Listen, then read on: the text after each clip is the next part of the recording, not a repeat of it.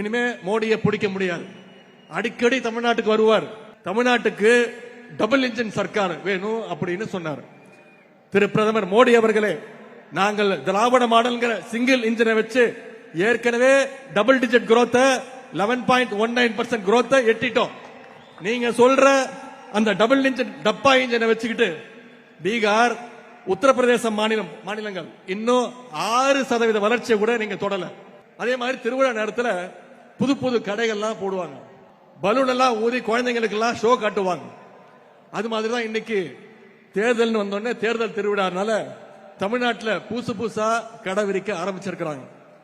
எப்படி திருவிழா டைம்ல போட்ட கடையெல்லாம் திருவிழா முடிஞ்சோடனே எல்லா கடையெல்லாம் காணா போயிடும், அதே மாதிரி இந்த தேர்தல் முடிஞ்சதும் அந்த கடை அனைத்தும் காலி ஆயிடும். திருவிழா கூட்டத்தில் பிள்ளை பிடிக்கிற கோஷ்டி, பிக் பாக்கெட் அடிக்கிற கோஷ்டியும் உள்ள வருவாங்க.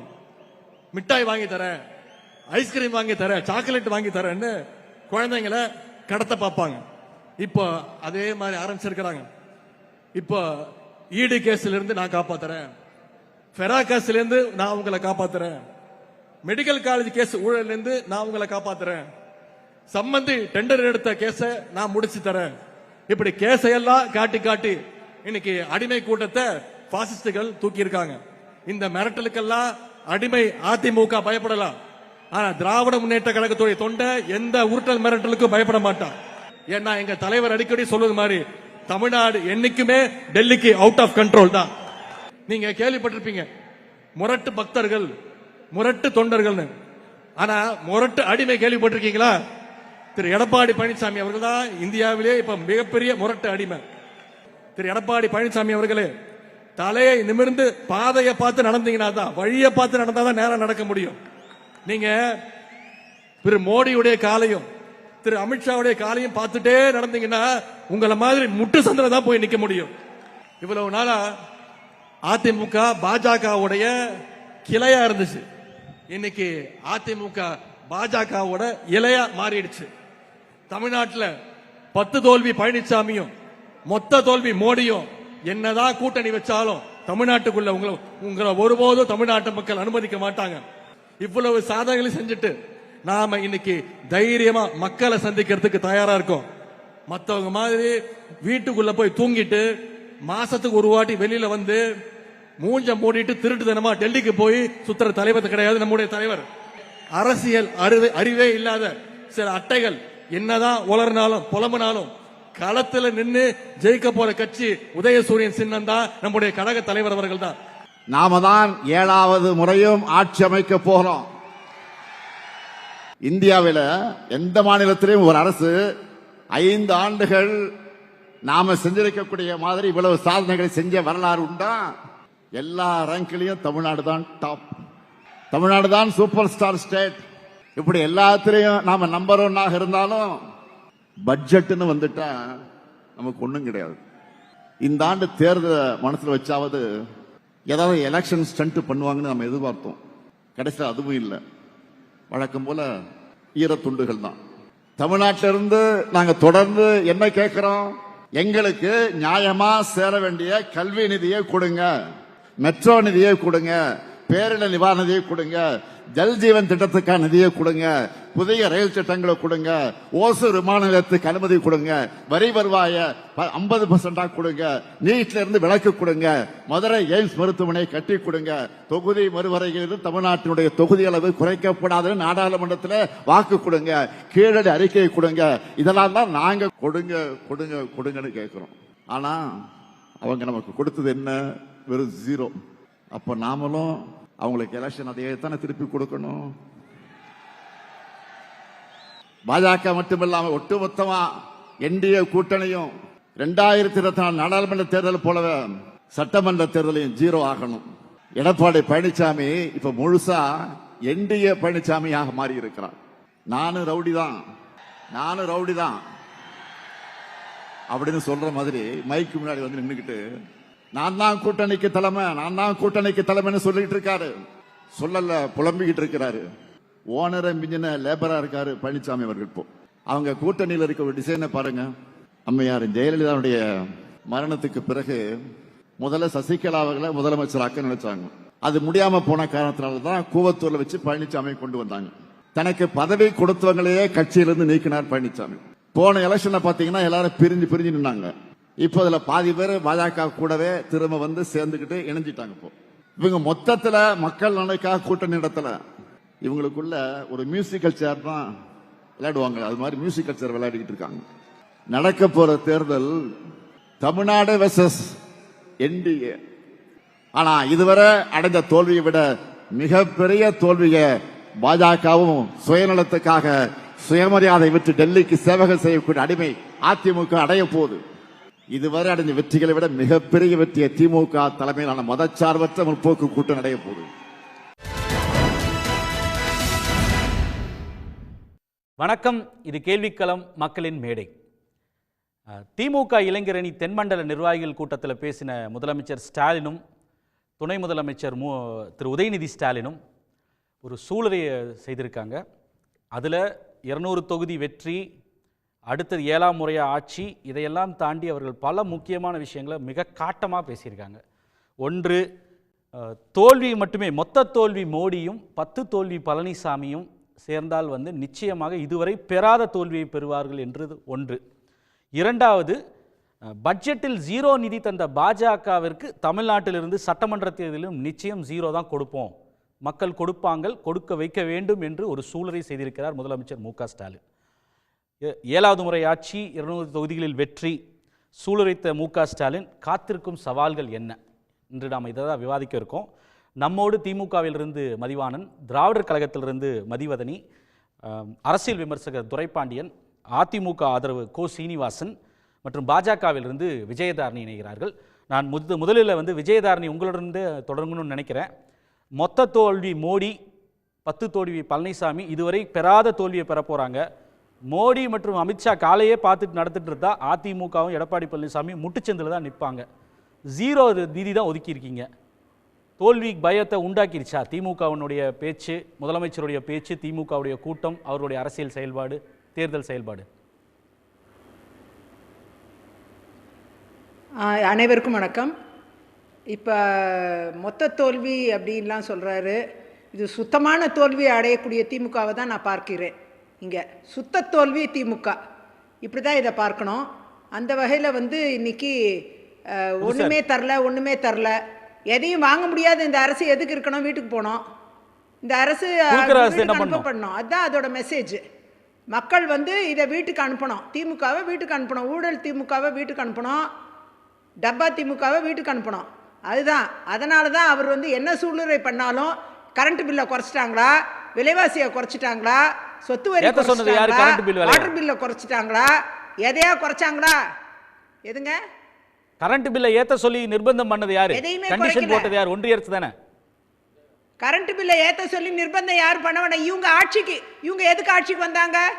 ஆட்சிக்கு வந்தது செய்யணும்ல, சொன்னதை செய்யணும்ல. செய்யாத பட்சத்தில் இவங்க என்ன பிரயோஜனம்? இவங்க கையில் ஆட்சியை கொடுத்தோம், இவங்க கரண்ட் பில்லை கம்மி பண்ணியிருக்கணும். கரண்ட் பில்லை இன்னும் பல மடங்கு ஏற்றிட்டாங்க. இன்னைக்கு நிதி கிடையாதுன்னு சொன்னது ஒன்றிய அரசு தானே. 4000 ரூபாய் கட்டுறவங்களாம் 45,000 கட்டணும். எதுங்க? ஏத்தலைன்னா கரண்ட் பில்லை ஏத்தலைன்னா நிதி கிடையாது அப்படின்னு சொன்னது ஒன்றிய அரசு தானே. நிபந்தனை விதிச்சது ஒன்றிய அரசு தானே.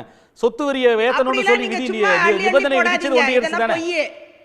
அப்படி எந்த விதியும் கிடையாது. அந்த எந்த விதியும் கிடையாது. அப்ப நீங்க என்னத்துக்கு ஆட்சியில் இருக்கீங்க? போங்க. உங்களால குறைக்க முடியலன்னா போங்க. நீட்டை ரத்து பண்ணுங்க. ஏத்த சொல்றது ஒன்றிய அரசு.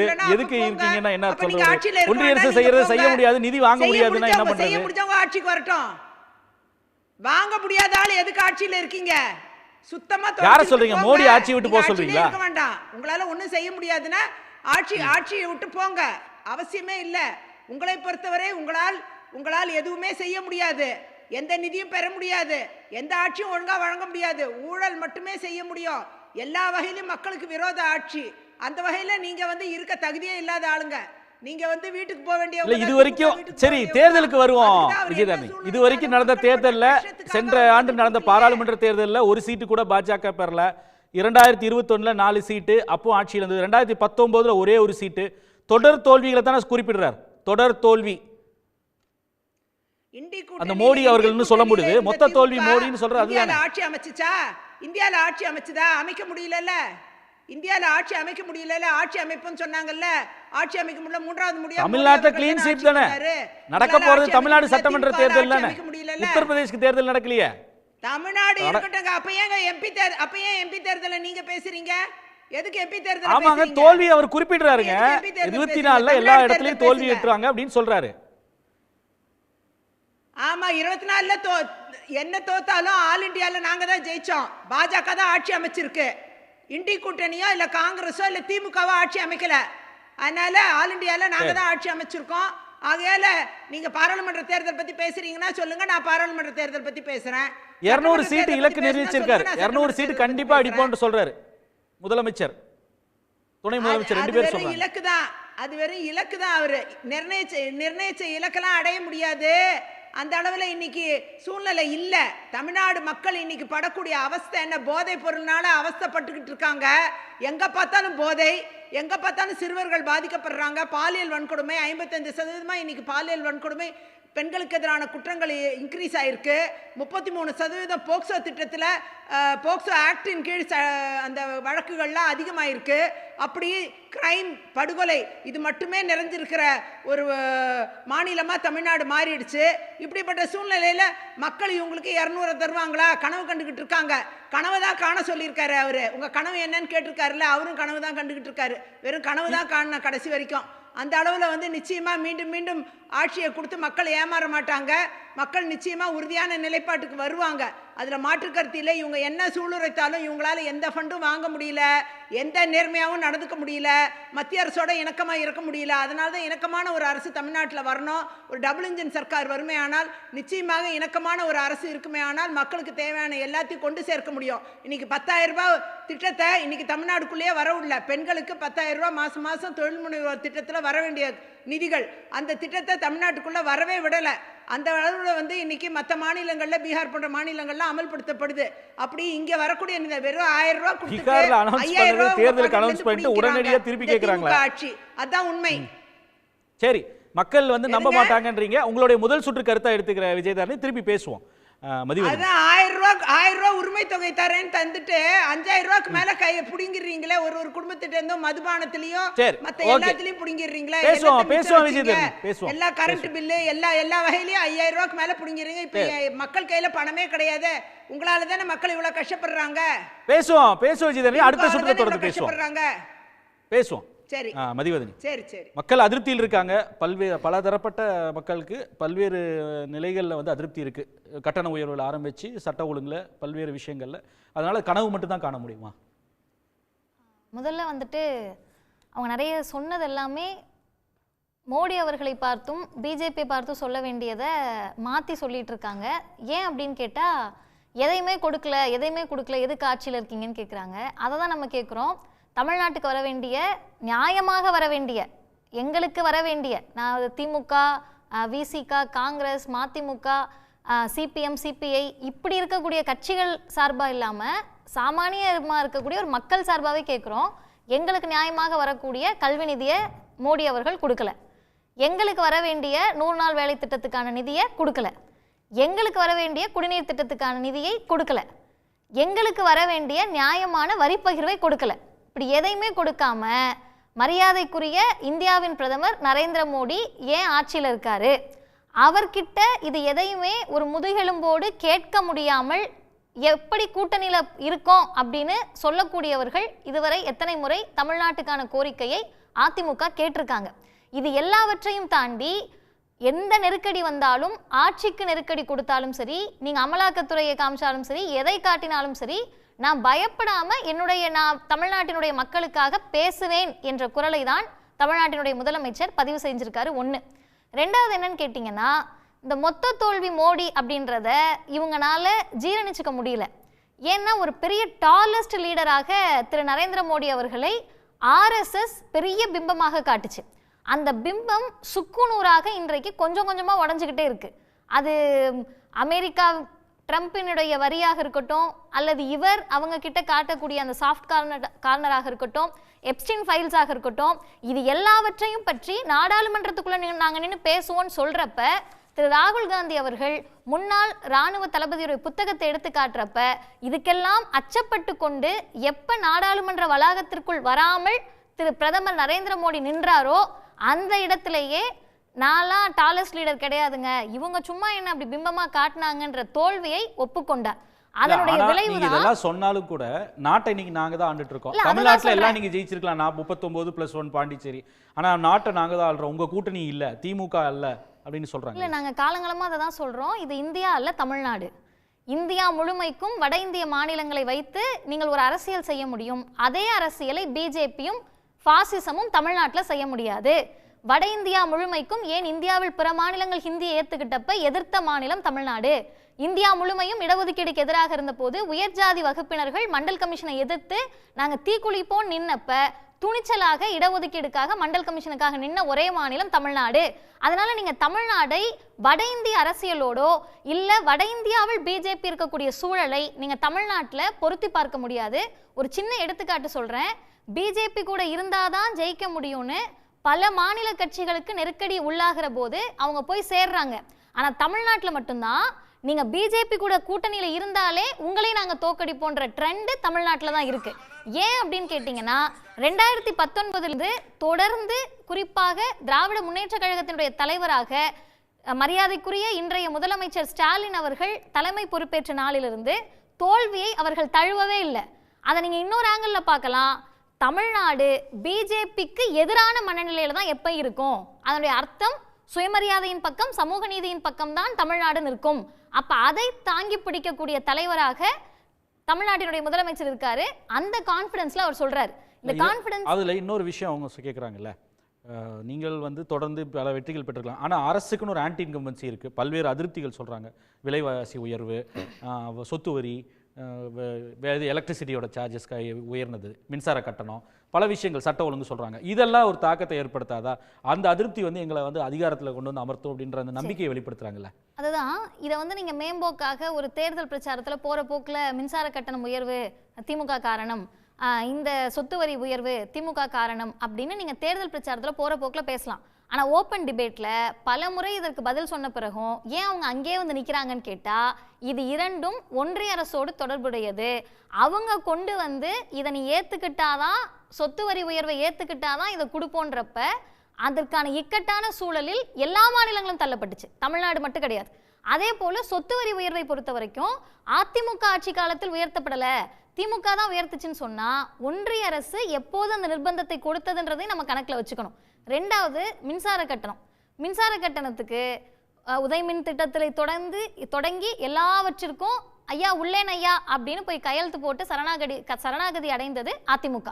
இப்போ இது எல்லாவற்றையும் மறைத்து விட்டு மக்கள் கிட்ட நீங்க அதை போய் பிரச்சாரம் பண்ணா, இன்னைக்கு எங்க அக்கௌண்ட்டுக்கு காசு கொடுக்குற அரசு எது, எங்க அக்கௌண்ட்ல இருந்து காசை எடுக்கிற அரசு எதுன்னு தமிழ்நாட்டு மக்களுக்கு தெரியும். சாதாரணமா இருக்கக்கூடிய ஒரு மக்கள் மாதம் 1000 ரூபாய் மகளிர் உரிமை தொகையோ, புதுமை பெண்ணோ, தமிழ் புதல்வனோ, விடியல் பயணத்தின் மூலமாக காசு சேமிப்போ எங்க அக்கௌண்ட்ல 2000 இருந்து 3000 வரைக்கும் ஒரு அரசு, மாநில அரசு, தமிழ்நாட்டினுடைய அரசு, திமுக அரசு சார்பா எங்க அக்கௌண்ட்டுக்கு வருது. ஆனா எங்க அக்கௌண்ட்ல இருக்கிற காசை நீங்கள் சிலிண்டர் விலையா இருக்கட்டும் அல்லது எதையெல்லாம் விலை குறைப்போம்னு சொன்னீங்களோ, வரியாக இருக்கட்டும், ஜிஎஸ்டியாக இருக்கட்டும், உண்ணக்கூடிய உணவிலிருந்து எல்லாவற்றிற்கும் ஜிஎஸ்டி போட்டு மினிமம் பேலன்ஸ்ன்னு சொல்லி கோடிக்கணக்கான ரூபாயை சாதாரண மக்களினுடைய பேங்க் அக்கவுண்ட்ல இருந்து எடுத்த அரசு மோடி அரசு, பிஜேபி அரசு. இதனால தான் வரக்கூடிய சட்டமன்ற தேர்தலாக இருந்தாலும் கூட தமிழ்நாடு வெர்சஸ் என்டிஏ, திமுக கூட்டணி வெர்சஸ் பாஜக அலையன்ஸ்னு சொல்லி ஒரு கட்டமைப்பை உருவாக்க திமுகவும் முதலமைச்சரும் நினைப்பதற்கான காரணம் அதுதானா? இல்ல, இதை நாங்க கட்டமைக்கல. இது வரைக்கும் நீங்க இத்தனை டிபேட் நடத்தியிருக்கீங்க, இல்ல ஒரு 10 நாளைக்கு முன்னாடி பிரதமர் மோடி வந்தாரு, எங்கேயாவது ஒரு இடத்துல அதிமுக தலைமையிலான கூட்டணி, எடப்பாடி தான் முதல்வர் வேட்பாளர், இபிஎஸ் அவர்களை பாருங்க, இவரை தான் நாங்கள் முகமாக நிறுத்துகிறோம்னு அவங்களே சொல்லாதப்ப நாங்க ஏன் சார் வலிந்து இது அதிமுக கூட்டணின்னு சொல்லணும்? இது என்டிஏ கூட்டணியா அதிமுக கூட்டணியான்னு முடிவெடுக்க வேண்டிய இடத்தில் இருக்கக்கூடிய ஐயா எடப்பாடி பழனிசாமி அவர்கள் மட்டும்தான் நான் தாங்கன்னு சொல்றாரே தவிர, இதுவரைக்கும் பிஜேபி தரப்பிலிருந்தோ அல்லது என்டிஏ கூட்டணியினுடைய தரப்பிலிருந்தோ அல்லது பிரதமர் மோடியினுடைய வாயிலிருந்தோ அதிமுக தலைமையிலான கூட்டணி, தமிழ்நாட்டில் எடப்பாடி பழனிசாமி முதல்வர் வேட்பாளர்ன்ற வார்த்தை வரல. அப்போ ஒரே ஒரு செய்தி, அப்ப முதல்வர் அவர்கள் ரொம்ப தெளிவாக இப்ப நடக்க இருப்பது 2026 மீண்டும் ஒரு போர், அது திராவிட ஆரிய போர். தமிழ்நாடு வெர்சஸ் என்டிஏ அப்படின்னா தமிழ்நாடு என்பது திராவிடம், என்டிஏ என்பது ஆரியம். சுயமரியாதை வெர்சஸ் மனிதர்மத்திற்கான போர் அப்படின்றத டிக்ளேர் பண்றார். பேசுவோம். திரு ஸ்ரீனிவாசன், காசு கொடுக்கக்கூடிய அரசு ஒன்று, மக்களுக்கு காசை எடுக்கக்கூடிய அரசு ஒன்று. மக்களுக்கு யார் காசை கொடுக்கக்கூடிய அரசு, அக்கௌண்ட்ல மாசம் மாசம் 1000 ரூபாய் போடுறாங்கன்னு தெரியும், விடியல் பயணம் கொடுக்குறாங்கன்னு தெரியும், எடுக்கிறது யாருன்னு தெரியும்ன்றத ஒரு விஷயத்த சொல்றாங்க. இன்னொன்று, எடப்பாடி பழனிசாமி ஃபெரா கேஸிலிருந்து தப்பிப்பதற்காகன்னு சொல்லி டிடிவி ரெஃபர் பண்றாரு. மெடிக்கல் காலேஜ் கேஸ்லேருந்து தப்பிப்பதற்காக, சம்மந்தியோட ஹைவே டெண்டர் கேஸ் இதிலிருந்து காப்பாற்றுவதற்காக ஒரு கூட்டணி, துரோக கூட்டணி ஒன்று உருவாயிருக்குன்னு சொல்லி சொல்றாங்க. நிர்பந்தத்தால், அச்சுறுத்தலால் கேஸில் தப்பிக்க உருவாக்கின கூட்டணி எங்களுக்கு போட்டி இல்லை, எங்களுக்கு போட்டி வந்து டெல்லி தான் அப்படின்னு சொல்லி சூளுரைக்கிறார் முதலமைச்சர். விளக்கமும் மதிவதனி கொடுத்தாங்க. இல்லை பொதுவாக திமுக வந்து குரலி வித்தை காட்டுறது இன்னும் நிறுத்தலை, திரும்பவும் முதல்ல இருந்து வர்றாங்க. 21 தேர்தல் பரப்புரை என்ன சொன்னாங்களோ அதே குரலி வித்தை தான் இப்போ. அதாவது நீங்கள் சொல்கிறதையே திரும்ப திரும்ப சொல்கிறது, ஒரே பொய்யை திரும்ப திரும்ப சொன்னால் அது உண்மையாயிடும். இதுதான் திமுகவுடைய கணக்கு. இந்த திமுக இன்ஜின் சீஸான இன்ஜின்ங்கிறத முதல்ல அவங்க புரிஞ்சுக்கல. இந்த சீஸான இன்ஜினு மக்களால் வெறுக்கப்பட்ட அரசு. இந்த அரசு ரெண்டையும் வச்சுட்டு நம்பிக்கையை பற்றி திமுக பேசுகிறத மிகப்பெரிய ஒரு ஹைலைட். நம்பிக்கையை யார் பேசுறதுன்னு விவசாயே இல்லையா? ஏங்க 21 தேர்தல் பரப்புரையில் மக்கள்கிட்ட சொன்னீங்கல்ல, அந்த தேர்தல் வாக்குறுதிகளை உங்களால் நிறைவேற்ற முடிஞ்சதா அந்த திமுக அரசால?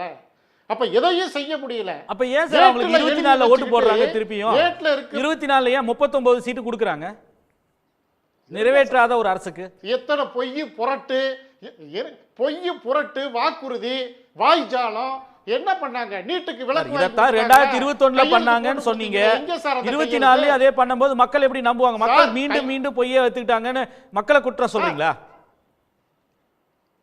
சார்? அதாவதுங்க, நீங்க வந்து வெள்ளை கொடை பிடிப்பீங்க, கருப்பு கொடை பிடிப்பீங்க, அப்புறம் வெள்ளி கொடை பிடிப்பீங்க, அப்புறம் பிடிச்சிட்டு அடிமைன்னு அதிமுக வசைப்பாடுவீங்க.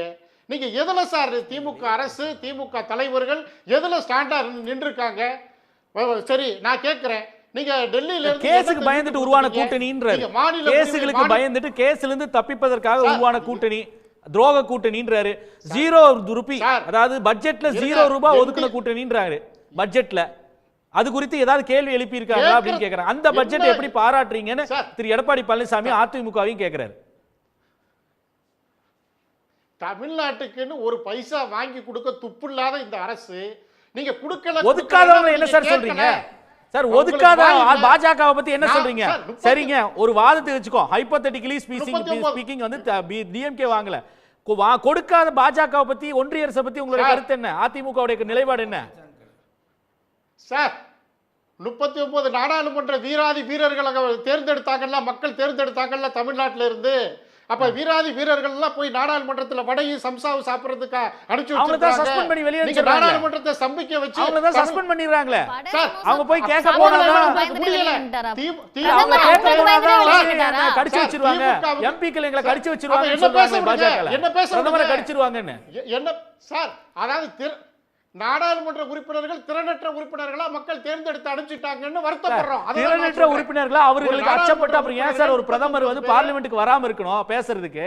அவங்க என்ன கடிச்சு வச்சிருவாங்க அப்படின்னு சொல்லி சொன்னாங்களே, பாஜக உறுப்பினர் சொல்றாரு. ஏன் சார் சார் இது என்ன மிருகமா? அவங்க இந்தியாவுடைய அதுதான் அது நீங்க பிஜேபி தான் கேக்குறீங்க அளவுக்கு போயிட்டாரா, சீப்பா போயிட்டாரா? ஏங்க இருங்க, அதாவது தேர்தல் கூட்டணி அதிமுக கூட்டணி மணமகள்னு போட்டு பத்திரிக்கை அடிச்சதுக்கு பிறகு உங்களுக்கு ஏன் சந்தேகம் வருது? இந்த திமுக கூட்டணியில காங்கிரஸ் அவங்களால கட்டுப்பிடிச்சு வச்சுக்க முடியுதா? வேல்முருகன் அவங்களால கட்டுப்பட்டு வச்சுக்க முடியுதா? அப்ப உங்க கூட்டணியிலேயே அவ்வளவு பிரச்சனையை வச்சுக்கிட்டு பக்கத்து வீட்டுல பிரச்சனை இருக்குன்னா நீங்க என்ன கூட்டணி வச்சிருக்கிறீங்க? காங்கிரஸ் முதல்ல உங்களை ஒத்துக்கிறாங்களா? வேல்முருகன் ஒத்துக்கிறாரா? அதிமுக கூட்டணி எல்லாம் கட்டுப்பாட்டுக்கு வந்து களப்பணிக்கு போயிட்டாங்க. மக்கள் உங்களை வந்து எடுத்துக்கல இன்னைக்கு. அதனாலதான் துணை முதலமைச்சரும் விருதுநகர்ல கடந்து கூப்பாடு போடுறாங்க. இளைஞர் திறனை நீங்க வந்து வளர்த்துட்டேன்னு முகாம் நடத்திட்டேன்னு பெருமை அடிக்கிறீங்களே, எத்தனை பேருக்கு சார் வேலை கொடுத்துருக்கீங்க? எல்லாம் டெலிவரி பாயா போயிட்டு இருக்கிற இளைஞர்கள் முச்சுடும். என்ன வேலை கொடுத்தீங்க? தமிழ்நாட்டு இளைஞர்களை ஏமாத்திருக்கிறீங்க.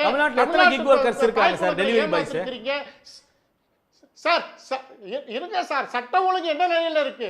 விலைவாசி என்ன நிலையில இருக்கு? மின் கட்டணம் என்ன நிலையில இருக்கு? விலைவாசிலையும் சட்ட ஒழுங்குலையும் ஆட்சியிலையும் நிர்வாகத்திலையும் படுதோல்வி திமுக அடைஞ்சிருக்கு. அதை மறைக்கிறதுக்காகத்தான் கடைசி நேரத்தில் சாக போற நேரத்தில் சங்கராங்கிற மாதிரி லாவணி பாடுறீங்க. திரும்பவும் தேர்தல் பரப்புரைக்கு போயிட்டீங்க. மாநில உரிமை பாஜக எங்களுக்கு ஒண்ணும் தரல அப்படின்னா லட்சத்தீவை மீட்டு கொடுத்திருக்கணும். தமிழ்நாட்டு உரிமைகளை மீட்க தெரியாத கையாளாகாத திமுக அரசு மக்களுக்கு தெரிஞ்சுக்கிட்டாங்க சார். இனி உங்க பருப்பு வேகாது, திமுகவினுடைய பருப்பு தமிழ்நாட்டில் வேகாது. இந்த ஆட்சி அப்புறப்படுத்தப்பட வேண்டிய ஆட்சி அப்படிங்கறத தெரிவிக்கிறாங்க. அண்ணா திமுக தெளிவா மக்களை சந்திக்கிறாரு.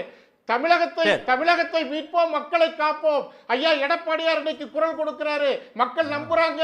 அதிமுக கூட்டணியை மக்கள் எடுத்துக்கிட்டாங்க. அதுதான் அவர்தான் ஏங்க தமிழ்நாட்டுக்கு எதுவுமே கொடுக்காத பட்ஜெட்டை பாராட்டுறாருன்னு கேட்டா கடைசி வரைக்கும் நீங்க பதில் சொல்ல.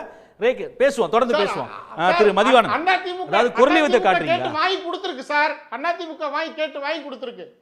எதுல? மெட்ரோ ரயில் காசு வரலையே, சமகிர சிக்ஷாக்கு 3548 கோடி வரலையே. யார் வாங்கி கொடுத்தது? எது சார்? சென்னை மதுரை கோவை மெட்ரோ ரயிலுக்கு யார் வாங்கி கொடுத்தது? இது வரைக்கும் வரலையே, இதுவே வாங்கி தரலையே. கேட்டுக்கலாமே. சமகிர சிக்ஷா திட்டத்துக்கு இருமொழி கொள்கையை ஏத்துக்கிட்டாதான் 3548 கோடின்னு சொல்லியிருக்காரு இல்லையா தர்மேந்திர பிரதான்? இல்லைங்க நீங்க பேசுறது தப்புங்க, காசை கொடுங்கன்னு சொல்லி திரு எடப்பாடி பழனிசாமி கேட்டிருக்காரா? சார் சார் தமிழ்நாட்டு மக்கள் உங்களுக்கு ஓட்டு போட்டிருக்கிறாங்க. விவசாயிகள் பூரா ரோட்ல நிக்கிறான், எல்லா தரப்பினரும் ரோட்ல நிக்கிறான். ஒப்பந்த தொழிலாளர் அதுக்கு தான் சார் கேக்குறாங்க.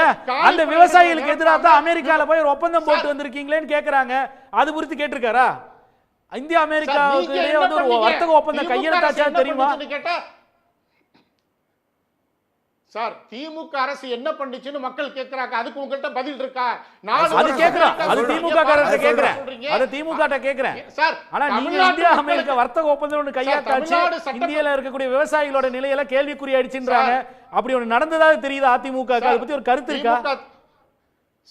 சார் முழுக்க குரலி வித்த காட்டுற திமுக மக்கள் வந்து அதிமுக கூட்டணி பாஜக இந்தியா அமெரிக்க வர்த்தக ஒப்பந்தம் நிறைய கருத்துக்களை இருங்க சார். நீங்க திமுக அதாவது திமுக வந்திருக்காங்கல்ல, சப்ஜெக்ட் சொல்ல அவர்ட்ட தான் கேக்குறேன், அவர்ட்ட தான் கேக்குறேன், அத கேக்குறேன். திமுக மதிவாணன் நன்றி. கேக்குறேன் திமுக நிறைய கொடுத்திருக்கு. அதிமுக சரி கேக்குறேன், நிறைய கொடுத்திருக்கீங்க கேக்குறேன். மதிவாணன் குரலி வித்த காட்டுறீங்க, அதிமுக நிறைய கொடுத்திருக்கு, உங்களுடைய பருப்பு இனிமேல் வேகாது. இல்லை இந்த பருப்பு வேவுது வேவலைன்றதெல்லாம் வந்து நான் இதோட ரொம்ப மோசமாக பேசுவேன். பொதுவெளியில் பேசும்போது நான் வட சென்னையிலேருந்து வரேன், அதனால் வார்த்தையை அடக்கி பேசணும். முதல்ல எச்சரிச்சுட்டு நான் பேசுகிறேன். முதலமைச்சர் வந்து மாநில உரிமையை பற்றி பேசுனா உங்களுக்கு எங்கே வலிக்குது? உங்களுக்கு அடமானம் வைக்கணும்னா உங்கள் கட்சியை திரும்ப அடமானம் வைங்க. ஊவத்தூர் ரெசார்ட்டில் ஒரு ராத்திரியில் முதலமைச்சர் ஆனால் இந்த மாதிரி தான் நீங்கள் பேசுவீங்க. மாநில உரிமைனா என்னன்னு தெரியாது, சமூக நீதினா என்னன்னு தெரியாது, இன உரிமைனா என்னன்னு தெரியாது, மாநில சுயாட்சினா என்னன்னு தெரியாது. நீங்க 39 MP வச்சிருக்கீங்க, போய் கேளுங்கன்ற. இல்ல ஒரு நிமிஷம், எனக்கு ஒரு 2 நிமிஷம், அதனால தான் குறுக்கிடாம உட்கார்ந்துருந்தேன். என்ன பேசணுமோ பேசுங்கன்னு விட்டது காரணம் தான். இது எதுவுமே தெரியாத எடப்பாடி பழனிசாமி, துரோகம் மட்டுமே பண்ண தெரிஞ்ச எடப்பாடி பழனிசாமி, தன்னுடைய கட்சியை தன்னை கட்சியில் கொண்டு வந்தவங்களுக்கு துரோகம் பண்ண எடப்பாடி பழனிசாமி, தன்னை அந்த கட்சிக்கு பொதுச்செயலாளர் ஆக்கின துரோகம் பண்ண எடப்பாடி பழனிசாமி, சிறுபான்மையின மக்களுக்கு துரோகம் பண்ண எடப்பாடி பழனிசாமி, ஒட்டுமொத்த இந்திய மக்களுக்கு துரோகம் பண்ண எடப்பாடி பழனிசாமி, தமிழ்நாட்டு மக்களுக்கு துரோகம் பண்ணதோட விளைவு இன்னைக்கு அவங்களுக்கு துரோகம்னா என்னன்னே தெரியல. மாநில உரிமையை பற்றி பேசும்போது மாநில உரிமைக்கான நிதியை கொடுக்கறதுக்கு முதலமைச்சர் பேசுகிறாரு. அது சம்பந்தமாக பதில் சொல்ல திராணி இல்லாமல், சம்பந்தமே இல்லாமல் குரலி வித்தன்னு பேசுகிறீங்க. நாங்கள் கேட்குறது என்ன கேட்டோம்? 21 பேசினதையே 26 பேசுனீங்கன்னு சொன்னாங்க. 21 நாங்கள் பேசணும்ல, மோடி மாறிட்டாரா? பிஜேபி மாறிடுச்சா? எங்களுக்கான நிதி பகிர்வு கொடுத்துட்டீங்களா? எங்க திட்டங்களை ஒதுக்கிட்டீங்களா? ஒரு நிமிஷம், சாலை போக்குவரத்துக்கெல்லாம் கட்டமைப்பு கொடுத்துட்டீங்களா? ரயில்வே திட்டங்களுக்கு நிதி கொடுத்தாச்சா? கல்விக்கான நிதி கொடுத்தாச்சா? என்ன கொடுத்தீங்க? மாறலன்னா சொல்லதானங்க செய்வாங்க. அது உங்க எம்பிகளை வச்சு கேளுங்கன்ற. நீங்க அப்புறம் எல்லாத்தையும் கேளுங்களேன். நீங்க அடிமை சாசனம் எழுதி கொடுத்துட்டீங்கன்றதுக்காக நாங்க ஏன் எழுதி கொடுக்கணும்? இல்ல நீங்க அது உங்க எம்பிஸை வச்சு கேளுங்கன்னு சொல்றாருல. வர அதுக்கு அடுத்தது வர அவர் பேசுறதுக்கெல்லாம் பதில் சொல்லிட்டு கடைசியா நான் சொல்றேனே. அதுக்கப்புறம் வந்து இவர் சொல்றாரு சொத்து வரி உயர்வு வந்து ஆன்டி இன்கம்பன்சி இருக்குன்னு. முதல்ல இந்த சொத்து வரியோட வழக்கு பத்தி தெரியுமா? 2020 பிப்ரவரி மாசத்துல சென்னை உயர்நீதிமன்றம் அதுக்கு என்ன தீர்ப்பு கொடுத்ததுன்னு தெரியுமா? யார் சொத்து வரியை உயர்த்தலன்னு கேட்டுது, உயர்த்தலன்னு ஆர்டர் போட்டது உயர்நீதிமன்றம். வழக்கு ஆர்டர் வேணா திரும்பி அவங்களுக்கு காப்பியாக அனுப்புகிறேன். முதல்ல தெரிஞ்சுட்டு வந்து பொது வெளியில் பேசுங்க. ஒரு சேனலில் பேசுகிறீங்க, வாய்க்கு வந்ததெல்லாம் பேசக்கூடாது. ஒன்று, ஏன் அந்த பிரச்சனை வந்தது? 10 வருஷம் நீங்கள் நிதி நிர்வாகம் பண்ணீங்க, நீங்கள் தான் அந்த மாநிலத்தை ஆண்டீங்க. எங்கேயாவது அதை பற்றி கொஞ்சம் கொஞ்சமாக உயர்த்தி இருந்தால் பிரச்சனையே வந்திருக்காது. மொத்தமாக உயர்த்த வச்சது உயர்நீதிமன்றம். அது நிர்வாக சீர்கேடு, அதிமுக ஆட்சி, 10 வருஷம் ஆட்சி. அது ஒரு ஸ்டேஜ் ஏத்திட்டாங்க. அப்போ வந்து உள்ளாட்சிகள்லாம் வந்து உயர்த்தினாங்க, உயர்த்த சொன்னாங்க. கோர்ட்டு சொன்னதுக்கு அப்புறம் தான் அதை உயர்த்த ஆரம்பிக்கிறாங்க. ஓகேங்களா? அதுக்கு அடுத்தது இபி பில்லை பற்றி பேசுகிறாங்க. பிரைவேட்டில் தான் நிலக்கரி வாங்கணும்னு சொன்னது யாருங்க? உதயமின் திட்டத்தில் கையெழுத்து போட்டால் 48,500 கோடி ரூபாய் தள்ளுபடி பண்ணுன்னு சொன்னது யாருங்க? அம்மையார் எதுக்கு அந்த திட்டத்தை எதிர்த்தாங்க? உங்களுக்கு பதவி ஆசை வெறி பிடிச்ச அலைஞ்சி அந்த அம்மா எதிர்த்த உதயமின் திட்டத்தையும் உணவு பாதுகாப்பு மசோதையும் ஆதரிச்சு கையெழுத்து போட்டது யாரு? நீங்களா யாரு? அந்த அம்மா எதிர்த்தாங்களே அந்த திட்டத்தை. உங்க பொதுச் செயலாளர் தானே அந்த அம்மா. அவங்க பேர் சொல்லி ஆட்சி செய்கிறீங்க, ஏன் கையெழுத்து போட்டீங்க? பதில் இல்லை. வாக்குறுதியை பற்றி பேசுகிறீங்க. பிரதமர் ஒரு வாக்குறுதி கொடுத்தாருல்ல, பிரதமர் 15 லட்ச ரூபா போடுறேன்னு சொன்னது, 2 கோடி பேருக்கு வேலை வாய்ப்பு கொடுப்பேன்னு சொன்னது, பெட்ரோல் உயர்வை கட்டுப்படுத்துவேன்னு சொன்னது, விலைவாசியை கட்டுப்படுத்துவேன்னு சொன்னது, ரூபா நோட்டோட மதிப்பை கட்டுப்படுத்துவேன்னு சொன்னது, இதெல்லாம் மறந்துட்டீங்களா? இந்த தேசம் என்கிட்ட இருந்தால் தான் பாதுகாப்பாக இருக்குன்னு சொன்னீங்க.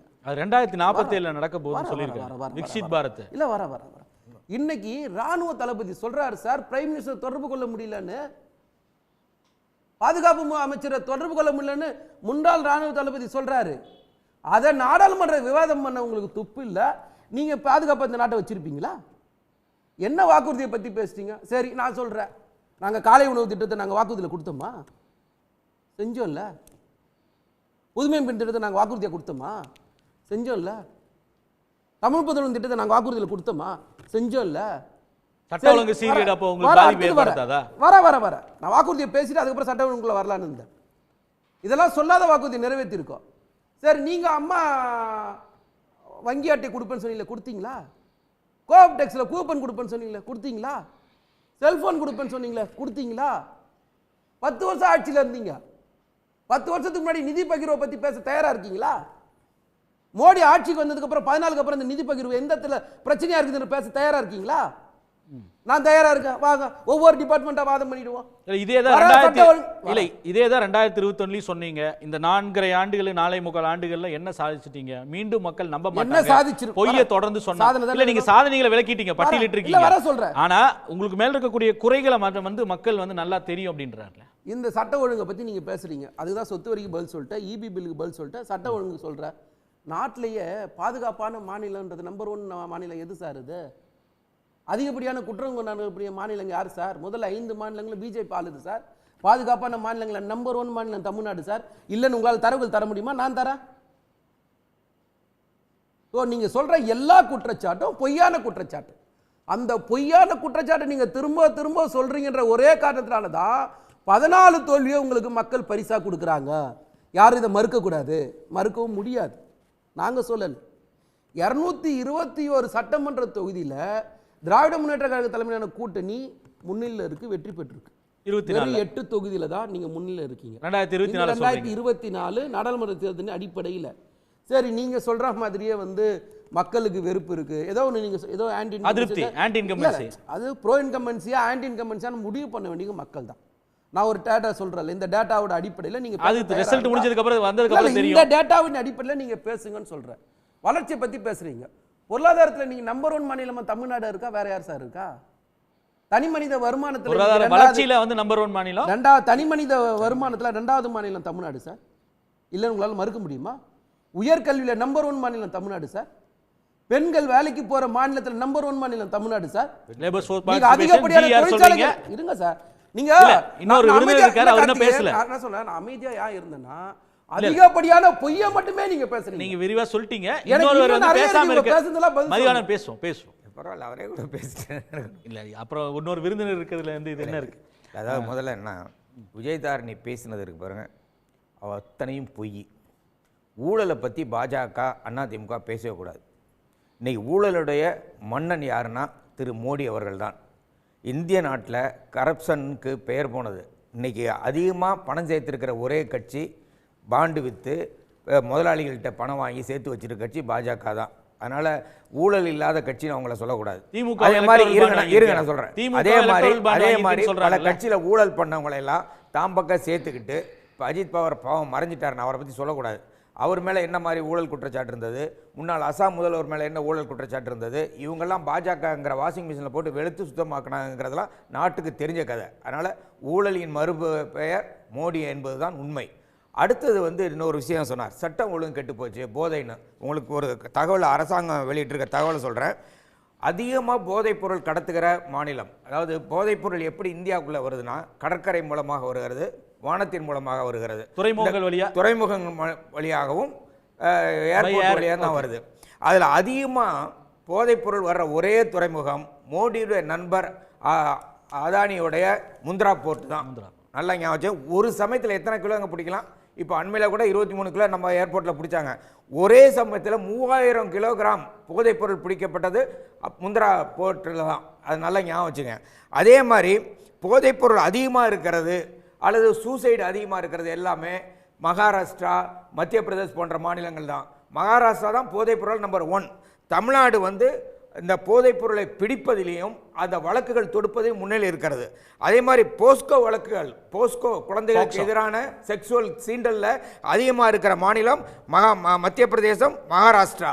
அது வந்து நம்பர் ஆஃப் கேசஸையும் நீங்கள் கணக்கு போட்டு பார்த்தீங்கன்னாலும் குறைவாக இருக்கிற மாநிலம் தமிழ்நாடு. அதனால் மேடம் அதை மறக்காமல் ஞாபகம் வச்சுக்க சொல்லுங்கள். அடுத்து இன்னொரு விஷயம், உதய் திட்டம் கொண்டு வந்தது யார்? மத்திய அரசாங்கம். இப்போ ஒரு சட்டம் கொண்டு வர போகிறாங்க அடுத்த பாராளுமன்ற கூட்டத்தில். என்னன்னா, இனிமேல் மாநில அரசாங்கத்துக்கு எலக்ட்ரிசிட்டி போர்டு மின்சார உற்பத்தியிலையோ விநியோகத்தில் எந்த உரிமையும் இல்லாமல் ஒரு சட்டம் வரப்போகிறது. அப்போ யார் ஏற்றுறாங்க? இதெல்லாம் மத்திய அரசாங்கம் தான். அதனால் மாநில அரசாங்கத்தை அதில் எந்த பொறுப்பும் கிடையாது. இப்போ அது கொண்டு வர போகிறாங்க. அதுக்கும் எடப்பாடியும் விஜயதாரணையும் சேர்ந்து தான் கை தூக்குவாங்க. இப்போ நான் அதுக்கும் போகல. இப்போ வந்து ஒரு முக்கியமான விஷயத்தை பேசியாகணுங்க. தமிழ்நாட்டு முதலமைச்சர் 3 முக்கியமான விஷயங்களை பேசியிருக்கிறார். 1 மொழி, அது தாய்மொழி. ஒரு தாய்மொழியை அழித்தால் அந்த சமூகத்தை அழித்து விடலாம் என்று நினைக்கிறார்கள். அதற்கு எதிரானவர்கள் நாங்கள், மொழிக்காக நாங்கள் போராடுவோம் என்று சொல்லியிருக்கிறார்கள். அடுத்த முக்கியமான இது வந்து சமூக நீதி. இந்த சமூக நீதி வரலாறு இருக்கு பாருங்க. 1919 வந்து தமிழ்நாட்டில் தான் வழிகாட்டப்பட்டது. அந்த சமூக நீதியின் காரணமாகத்தான் இன்னைக்கு விவசாய மகன், தச்சன் மகன், இன்னைக்கு எல்லாருமே சாதாரண குடும்பத்தில் பிறந்தவனெல்லாம் இன்னைக்கு அரசியல் அதிகாரம் பெறுகிற அளவுக்கு உயர் பதவியிலே வந்திருக்கிறார்கள். அதனால சமூக நீதியை காப்பாற்றுவோம் என்றும் சொல்லியிருக்கிறார். அதே மாதிரி பல்வேறு திட்டங்களை தமிழ்நாடு தீட்டி இருக்கிறது. அவங்க எந்த புள்ளி வரத்தையாக சொல்லுங்க. அவங்க டபுள் என்ஜின் சொன்னாங்கல்ல, அந்த டப்பா என்ஜின் எல்லாம் என்ன சாதித்து இருக்கிறாள் என்று கேளுங்கள்.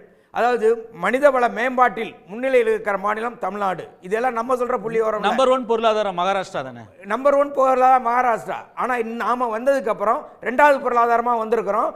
தனி மனித வருமானத்தில் யார் 3,69,000 ரூபாய் சம்பாதித்து கொடுத்த மாநிலம் இது? இந்திய நாட்டோட 2,60,000 தான். ஆனால் தமிழ்நாட்டிலோட தனி மனித வருமானம் 3,60,000 மேலே. அப்போ இது எப்படி முடிஞ்சது? தொழிற்சாலைகள் அதிகமாக இருக்கிற மாநிலம் எது? அப்போ மகாராஷ்டிரா, இப்போ தமிழ்நாடு. அப்போ இது மாதிரி பல்வேறு திட்டங்கள். மதிவாணன் பேசுகிற பொழுது சொன்னார் அல்லவா, பெண் கல்வியில் முதல் மாநிலம் எது? தமிழ்நாடு. விஜயதாரணை இன்னைக்கு படிச்சிருக்காங்கன்னா அது காரணம் தமிழ்நாட்டில் பிறந்ததுனால தான். ஒருவேளை அவங்க ஹிந்தி படிக்கிற மாநிலத்தில் பிறந்திருந்தா இப்படி படிச்சுட்டு பேசுவாங்களா என்னன்னு எனக்கு தெரியல. ஹிந்தி படிக்கிற மாநிலத்தில் பெண்கள் படிக்கவே இல்லையா? இல்லை, படிக்கிறவங்க தொகை குறைவு. அதுதான் நான் சொல்ல வர்றேன். தமிழ்நாட்டில் உயர்கல்வி படிக்கிற பெண்கள் அதிகம். சராசரி இந்திய நாட்டில் 28%, தமிழ்நாட்டில் கிட்டத்தட்ட 50%. அது நீங்க கிராஸ் என்ரோல்மெண்ட் ரேஷியோ சொல்றீங்க 47%. விஜயதாரணி குறுக்கிடுறாங்க. என்ன விஜயதாரணி? அதான் ஹிந்தி மாநிலத்தில் யாருமே படிக்கவே இல்லை சார். பாவம், ஒரு டேட்டாவும் தெரியாம பேசிக்கிட்டே இருக்காரு. இல்ல அதிகம்னு சொன்னாரு. தமிழ்நாட்டில் IAS IPS ஆபீசர்ஸ் இருக்காங்க, மறந்துட்டு பேசுறாரு. எத்தனை பேர் வட மாநிலங்கள்ல படிச்சவங்க இங்க எத்தனை பேர் ஆபீசர்ஸ் இருக்காங்க? உயர்கல்வி படிக்கிற பெண்கள் அதிகமாக இருக்கிற மாநிலம் தமிழ் மாநிலம். பெருமையா சொல்லுங்க. மட்டும் தான் படிப்பாங்களா? வேற எங்கேயும் படிக்க மாட்டாங்களா? என்னது? இல்ல விஜயதாரணி அவர் கிராஸ் என்ரோல்மெண்ட் ரேஷியோ சொல்றாரு. GER வந்து தமிழ்நாடு தான் 47%, தேசிய சராசரி வந்து 26% 27% தான். ஏற்கனவே தேசிய சராசரியை விட டபுள் ரேட்ல வந்து தமிழ்நாடு இருக்குன்றது அவர் சொல்றாரு. உருவாக்குனது கிடையாது. அது ஒண்ணு திமுக உருவாக்குனது இல்ல. இங்க இருக்கிற 50 ஆண்டுகள்ல உருவானது தானே அது. 50 ஆண்டுகள்ல உருவாக்குனது தானே. திமுக அதிமுக ரெண்டு பேரும் திராவிட கட்சி ரெண்டு பேரும் சேர்ந்து உருவாக்குனது தானே. திமுக கிடையாது. திமுக ஆட்சி பண்ணலையா? 28 வருஷம் ஆட்சி பண்ணலையா? அதிமுக உருவாக்குன்னு தான் எடுத்துக்கலாம். அந்த காலத்திலே காமராஜர் கொண்டாந்த பள்ளிகள் தான் அதை உருவாக்குச்சு. முதலமைச்சர் பேசுகிற பொழுது ஒரு விருதுநகர்ல காமராஜரை குறிப்பிட்டே சொன்னார். ஆனால் காமராஜர் ஆட்சிக்கு பிறகு தொடர்ந்து திராவிட கட்சிகளின் ஆட்சியில் தான் கல்வி முன்னேறி இருக்கிறது என்ற உண்மையை ஒத்துக்கொள்ளுங்கள். குஜராத்தில் கல்வியோட நிலைமை என்ன, உத்தரப்பிரதேசத்தில் கல்வியோட நிலைமை என்ன, திராவிட கட்சி ஆட்சியில உண்மை உருவாயிருக்கு. ஆனா சுதந்திரம் பெற்ற இந்தியால காமராஜர் கொண்டாந்த பள்ளிக்கூடம் தான் உதவுச்சு. அன்னைக்கு தமிழ்நாட்டுல முத பள்ளிக்கூடத்தை கொண்டாந்து சாப்பாடும் போட்டவர் காமராஜர். அவரே காமராஜருடைய பங்களிப்பு யாரும் டிஸ்கிரிட் எல்லாம் பண்ணல. ஆனா காமராஜருக்கும் பாஜகவுக்கு என்ன தொடர்புன்னு தெரியல. உங்களுக்கு திடீர்னு இப்ப காமராஜர் மேல பாசம் வந்துருச்சா?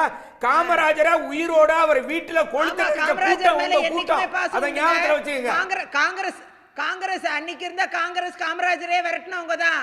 புரியுதா? திமுக தான் ஒழிச்சது காமராஜரை.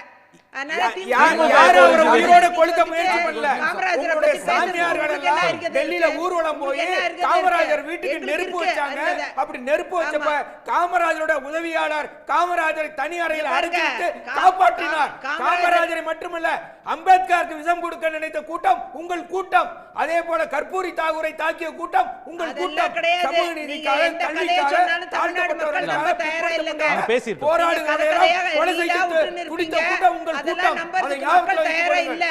முதல்ல எப்ப கரண்ட் பில்ல குறைப்பீங்க? முதல்ல எப்ப கரண்ட் பில் குறைப்பீங்க? ஆட்சி போச்சுனா வாட்டர் பில் குறைப்பீங்க? எப்ப விலைவாசியை குறைப்பீங்க? கரண்ட் பில் குறைஞ்சிரும். 7 லட்சம் கோடி பதில் சொல்லிட்டாரு. என்டி ஆட்சி முடிவுக்கு வந்தா கரண்ட் பில் குறைஞ்சிருன்னு சொல்றாரு. எப்ப நீங்க கேட்டதுக்கு பதில் சொல்லிட்டாரு. வழங்கப்பட்டிருக்கு. அத மாதிரி எல்லாமே வழங்கப்பட்டிருக்கு. வாங்கிட்டு இல்லன்னு சொல்லிட்டு உதயமின் திட்டம்னா என்னன்னு படிங்க. இப்ப லேட்டஸ்டா ஒரு மின்சார சட்டம் கொண்டு வந்திருக்கு. தனியார் மயமாக்குகிற மின்சார சட்டத்தினுடைய விளைவு இது. இனிமேல் மாநில அரசுக்கு மின்சார உற்பத்தி பண்ணுவதோ விநியோகம் பண்ணுகிற உரிமையோ கிடையாது என்று சொல்லி அண்மையிலே ஒரு சட்டம் கொண்டு வந்திருக்கீங்க. திமுக இருக்கணும் ஆட்சியில. எதுக்கு திமுக இருக்கணும்? ஆட்சியில? என்ன பேசுறீங்க? என்ன விலையை சர்வாதிகார குணம். நாங்கள் தான் ஆட்சி செய்ய வேண்டும் என்று நினைக்கிற சர்வாதிகார குணம் உங்கள் பேச்சிலே வெளிப்படுகிறது. அவங்க முடிச்சிட்டோம். திமுக தேவையில்லை. திமுக அரசு தேவையில்லை சார். ரைட், உங்களுக்கு தேவையில்லை. உங்களுக்கு தேவையில்லை, சாதாரண மக்களுக்கு தேவை. அவர் பேசுறாரு. என்ன திமுக எதுக்கு வேணும் அப்படின்னு அவங்க கேக்குறாங்கல்ல சார். இந்த மாநிலம் இன்னொரு குஜராத்தா மாறக்கூடாது. இந்த மாநிலம் இன்னொரு மணிப்பூரா மாறக்கூடாது. இந்த மாநிலம் இன்னொரு ஜம்மு காஷ்மீரா மாறக்கூடாது. இந்த மாநிலம் இன்னொரு உத்தரப்பிரதேசமா மாறக்கூடாது. இந்த மாநிலத்துல ஒரு நிமிஷம் விஜயதாரணி நீங்க பேசும்போது நான் குறுக்கிடல, நான் பேசுறேன், நீங்க கேளுங்க. விவாதத்துல ஆரம்பிக்கும் போது தெளிவா சொல்லுங்க. நிலக்கரியை வெளியில வாங்க சொன்னது காரணம் யாருன்னு சொல்லியாச்சு. அப்ப காதுலயே வாங்காம பேசுறீங்கல்ல, இதுதான் தற்கூரி கூட்டம்னு சொல்றது காரணம். விவாதத்துடைய மேடையில நாம என்ன பேசுறோம், என்ன விவாதம் நடக்குது? நீங்க பிஜேபின்ற ஒரு கட்சி, நீங்க காமராஜர் மேல உங்களுக்கு எங்க இருந்து பாசம் வந்தது? திடீர்னு நான் கேக்குறேன். ஒரு நிமிஷம் கார்த்திகேயன், கல்வியை பத்தி பேசும்போது இல்ல பாஜகவுக்கு காமராஜர் மேல பற்று இருக்க கூடாதா? அவரோட கொள்கையை திடீர்னு எம்ப்ரேஸ் பண்ணக்கூடாதா? சார், சாத்தான் வேத ஓதக்கூடாது. திருவள்ளூர் மேல பற்று இருக்கு, வள்ளலார் மேல பற்று இருக்கு. பாக்கிலே சொல்லணும்னா சாத்தான் எப்படி வேத ஓத முடியும்? கல்விக்கு உங்களுக்கு என்ன சம்பந்தம்? எதை கொடுத்தாலும் சூத்திரனுக்கு கல்வி கொடுக்க கூடாதுன்னு சொன்னது எந்த சட்டம்? அதோட மனு தர்மத்தின் அடிப்படையில் தானே ஆட்சி செய்யறேன்னு சொல்றீங்க. நீங்க இடஒதுக்கீடுக்கு உங்க பிரச்சனை இருக்குல்ல, இங்க கல்வியை நாம கொண்டு வந்து ஒரு நிமிஷம் இருக்க. உயர்கல்வியில வந்து நீங்க பேசுறீங்க. ஒன்றிய அரசு என்ன சொல்லுது? 2030ல 30% அடையணும்னு சொல்லுது. இன்னைக்கு நம்மளுடைய சதவீதம் எங்க? அத பத்தி பேசுங்கன்னு சொல்றேன். நீங்க அதெல்லாம் பேசவே மாட்டீங்க. இந்த மாநிலத்துக்கு ஏன் பிஜேபி வேணாம்னா, இன்னொரு மத கலவரத்தை இந்த மண்ணில் நாங்க ஏத்துக்க தயாரா இல்ல. இதுதான் முக்கியமான விஷயம். மத ரீதியா அவங்ககிட்ட கருத்து வாங்கி வந்தார். பிளவுபடுத்த நாங்க இங்க தயாரா இல்ல. தமிழ்நாடு வெர்சஸ் என்டிஏ தான். இதுல எந்த விதமான மாற்று கருத்து கிடையாது. சரி, விஜயதாரணி உங்க நிறைவு கருத்து முடிச்சிருங்க. பிரச்சனையே இல்லங்க, என்டிஏ தாங்க வரப்போகுது ஆட்சிக்கு. தமிழ்நாடு வரலைனா பொதுமேல விவாதத்துக்கு வரக்கூடாது. வரப்போகுது. இப்பவே ஒத்துக்கங்க. நீங்க இந்த ஆட்சி வரலங்க, தமிழ்நாடு விவாதம் பண்ணிக்க வரக்கூடாது பண்ணுவாங்க. அதிமுக தலைமையிலான ஆட்சி என்டிஏவை சூஸ் பண்ணுவாங்க. எதுக்கு உங்களுக்கு ஓட்டு பண்ணா? இந்த மக்கள் அடிமை எழுதி வச்சதுக்காகவா? அடமான வச்சதுக்காகவா? எதுக்காக உங்களுக்கு ஓட்டு பண்ணா? நியாயமான ஒரு காரணம் சொல்லுங்க. எதுக்கு ஓட்டு பண்ணா? வேளாண் சட்டம், அக்னிபா திட்டம், அவங்க வெளியில இருந்து பேசுறாங்க. அவங்க கருத்தை முடிச்சிட்டோம். சரிங்க, பேசி முடிச்சிட்டோம். எதுக்கு ஓட்டு பண்ணா? உங்க நிறைவு கருத்து சுருக்கமா முடிச்சிருங்க விஜயதாரணி. ஒண்ணுமே அதான் ஒண்ணுமே செய்யாத திமுகவுக்கு மக்கள் எதுக்கு ஓட்டு போடணும்? எதுவுமே இப்போ செய்யாத போதை தொடர்ச்சியா அவன் முடிச்சிருக்கோம் மதிவாணன் ஜாஃபர் சாதிக் அவன் வச்சு முடிச்சிருக்கோம் அதுக்கப்புறம் நீ போதையை பேசு supply முடிச்சிருக்கோம் கடை இறுதி கருத்து குஜராத் மாநிலம் தான் அதை அதுக்கு நீங்க அப்ப பேசிங்க பிடிச்சாங்க. ஜாஃபர் சாதிக்க பிடிச்சு என்சிபி கேஸ் போட்டுச்சு. அது குஜராத் ஏங்க, மாநிலத்தால அவங்க குஜராத் செஞ்சாங்க. முத்ரா திரவியம் தமிழ்நாடு இருக்குல்ல, தப்பிச்சிருப்பாரு எத்தனை ஆயிரம் கோடி ஒரே சமயத்துல அதுக்காக யாரு அடுத்த எல்லாரும் பேசினா கேட்காது. ஜாஃபர் சாதிக் மாட்டிக்கிட்டான்.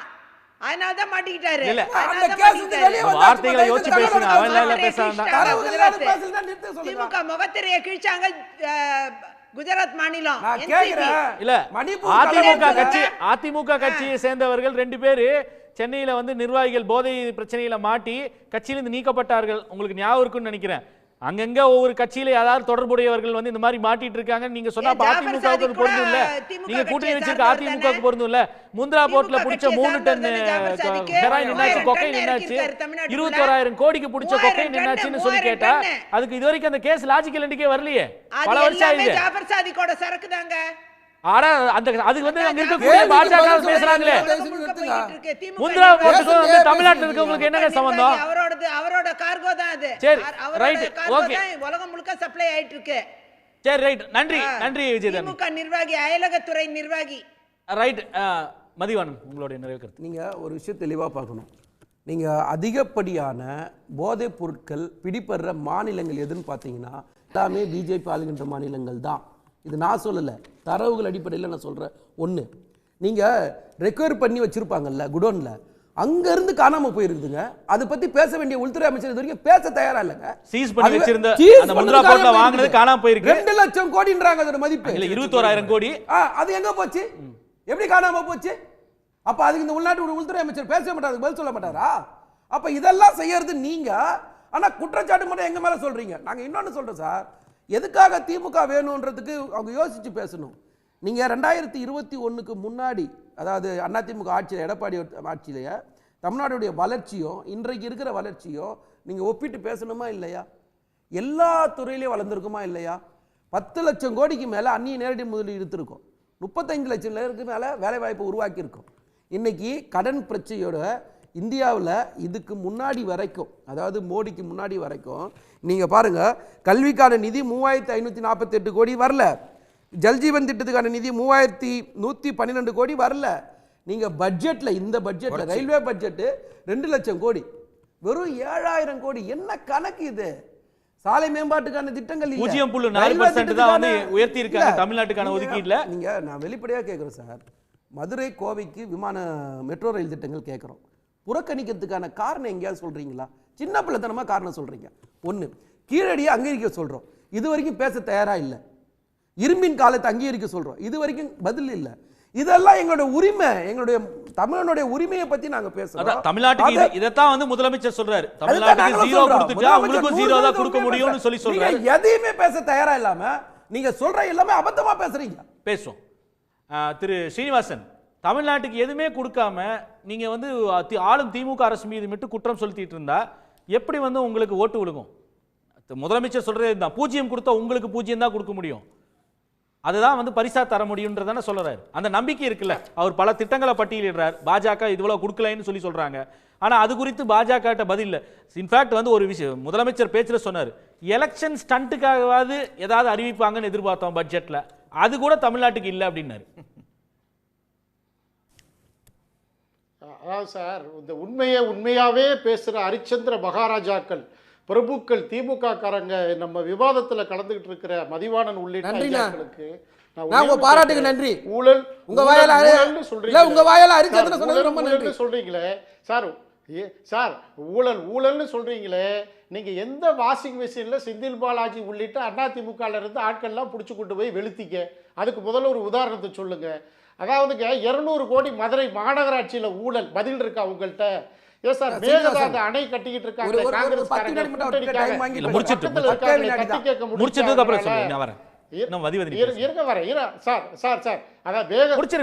கூட்டணி கட்சி, காங்கிரஸ்ல இருக்கிற கூட்டணி கட்சி சிவகுமாரை கூப்பிட்டு எத்தனையோ விழாக்களுக்கு நீங்க தமிழ்நாட்டுக்கு கூப்பிட்டு இருக்கீங்க.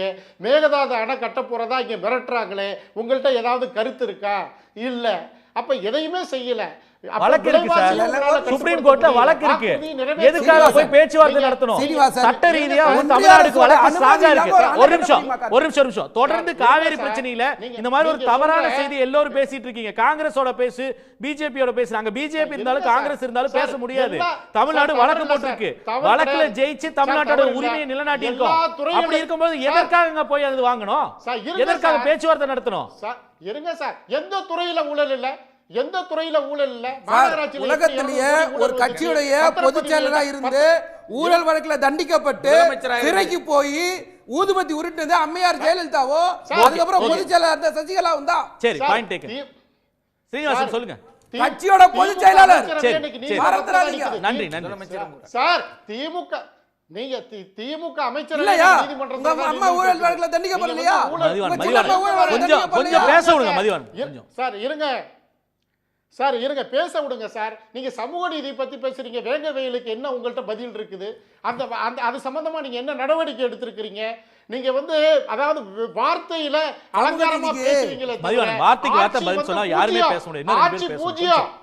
சார் சார் இருங்க, ஆட்சி பூஜ்யம் தான் சார். உங்களுடைய ஒட்டுமொத்த மதிப்பீடு திமுக இது டெல்லியில இருக்கக்கூடிய மோடி ஆட்சியா? இல்ல எந்த ஆட்சியை சொல்றீங்க? எந்தவித சார் சார், திமுக ஆட்சி பூஜ்ய ஆட்சி, மாடல் ஆட்சி, ஃபெயில் ஆட்சி, இது சீசான இன்ஜின் ஆட்சி, இது மக்களுக்கு பயன்படாத ஆட்சி. இந்த ஆட்சி இது உங்க மேடை கூட்டத்துல பேசலாம். இங்க பாயிண்ட்ஸ் சொல்லுங்க. தலைவர் ஐயா எடப்பாடியார் சப்ஜெக்ட் பேசுற சீனிவாசன்.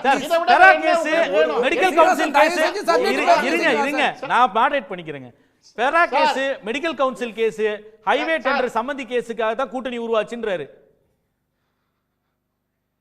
சார், உங்க கூட்டணி வெள்ளை கூட கருப்பு கூட தான் சார். நீங்க உங்களுக்கு தேவைன்னா வெள்ளை கூட பிடிப்பீங்க, இல்லாட்டா கருப்பு கூட பிடிப்பீங்க.